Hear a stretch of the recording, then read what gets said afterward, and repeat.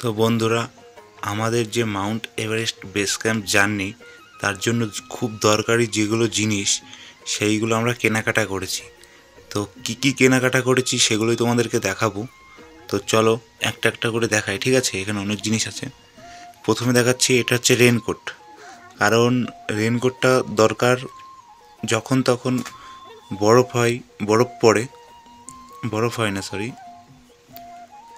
যখন তখন বরফ পড়ে বা বৃষ্টি হতে পারে, গুড়ি গুড়ি বৃষ্টি হতে পারে, তো রেনকোট প্রয়োজন। আচ্ছা, এই রেনকোটটা আমরা ইন্ডিয়া থেকে কিনেছিলাম।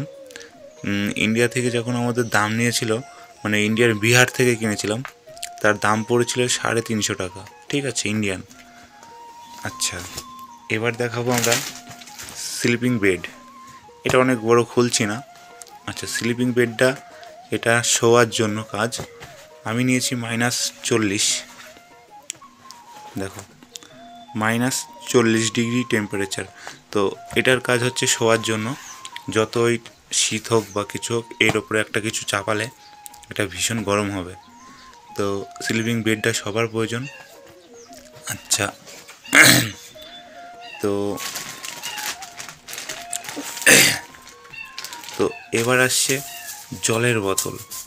এই জলের বোতলটা প্রয়োজন, কারণ এর ভিতরে গরম জল রাখতে হবে। আর এই গরম জলটা খাবার কাজে লাগবে, কারণ ওখানে ভীষণ ঠান্ডা। তো এই হচ্ছে আমাদের গরম জলের বোতল। আর এটা হচ্ছে ট্যাকিং প্যান্ট আছে।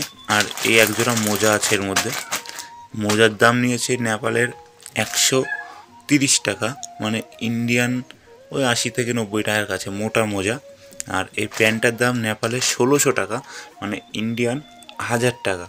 এটা হচ্ছে ওয়াটারপ্রুফ প্যান্ট, এবং পাতলা হলে হবে কি, ভীষণই গরম।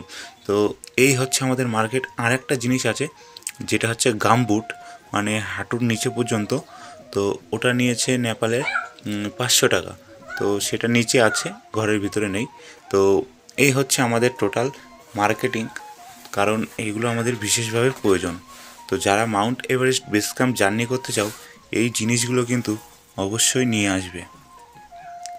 এবং এই ব্যাগের ভিতরে আছে জ্যাকেট আর একটা সোয়েটার, যেগুলো আমাদের বিশেষভাবে প্রয়োজন।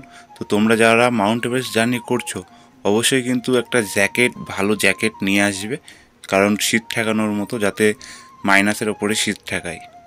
তো এই ছিল আজকের ভিডিওটা অবশ্যই শেয়ার করবে এবং কমেন্ট করবে।